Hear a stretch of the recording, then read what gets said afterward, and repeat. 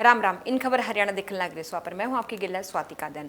हरियाणा में विधानसभा का चुनावी रण जो है वो सजन लग गया है। आगामी विधानसभा चुनाव ने लेकर सभी जो राजनीतिक दल है अब अपनी तैयारियों में लग रही है। कोई गठबंधन तो कोई बिना गठबंधन के चुनाव लड़ने का जो ऐलान है वो करने लग गया है। ये बात करें अलग अलग दल की गठबंधन की स्थिति की तो सबसे पहले बात करेंगे कांग्रेस के पूर्व सीएम नेता प्रतिपक्ष भूपेंद्र सिंह हुड्डा ने लोकसभा चुनाव के बाद ही आम आदमी पार्टी तक गठबंधन जो था वो तोड़ लिया था और अकेले चुनाव लड़ने का जो विधानसभा खातर ऐलान है वो करा था। कांग्रेस ने अब तक किसी स्थायी पार्टी के लिए कोई भी गठबंधन की जो योजना है वह नहीं बनाई है, क्योंकि हमारा स्टेट लेवल का गठबंधन था ही नहीं कभी।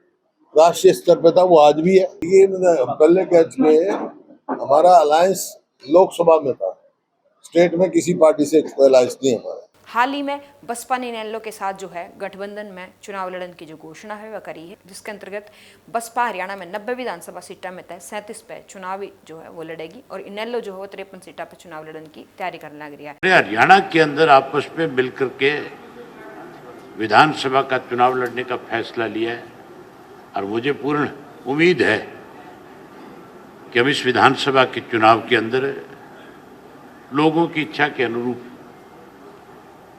आज आम आदमी की भावना है कि भारतीय जनता पार्टी जो 10 साल से इस प्रदेश को लूट रही है उसको सत्ता से बाहर किया जाए और कांग्रेस पार्टी जिसने पहले 10 साल इस प्रदेश को लूटने का काम किया है उसको सत्ता से दूर रखा जाए।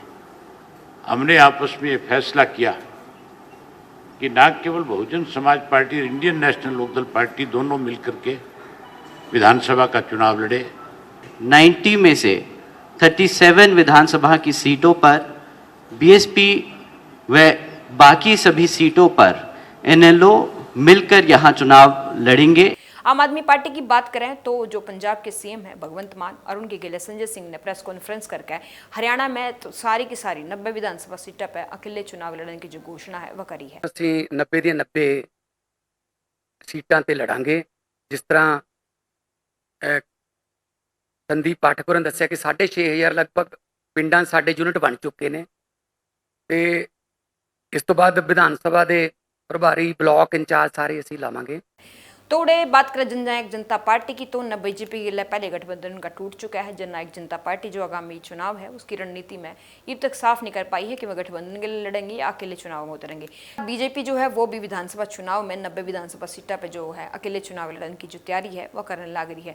अगर हम बात करें राजनीतिक दल की खास रणनीति की तो कांग्रेस लोकसभा में मिली जीत के आधार पर जो चुनाव है वो लड़ने की योजना बना लग रही है। बसपा इनेलो जो है जाट एवं अनुसूचित जाति के वोट के आधार पर चुनाव लड़ने जा रही। तोड़े बीजेपी पंजाबी और पिछड़े वर्ग के जो वोट हैं उनके आधार पर चुनाव लड़ने की योजना बनाने लग रही है। आप बने रहो इन खबर हरियाणा की गिल। राम राम।